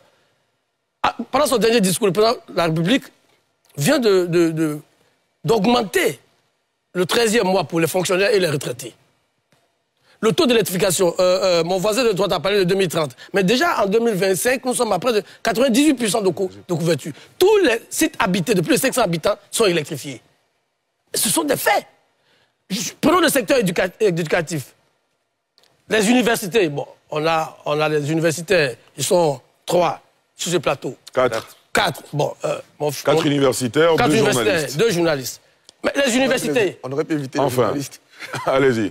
Les universités, on peut les compter. 9 aujourd'hui. On en a 9. Donc, on ne peut pas dire que oui, le bilan, il est que macroéconomique. Non. C'est un bilan qui est positif dans plusieurs secteurs. Dans plusieurs secteurs. On pourra y arriver. Le SMIC, qui est passé de 36 000 francs à 75 000 francs. Plus du double. Tous les arriérés, les avancements, tout ça. Si on prend, on est loin. Alors, maintenant, on nous dit, oui, l'opposition... Bon, moi, j'aime bien mon jeune frère Deroux qui s'accroche à cette unité virtuelle possible dans 2 semaines. Mais Deroux, elle n'aura pas lieu.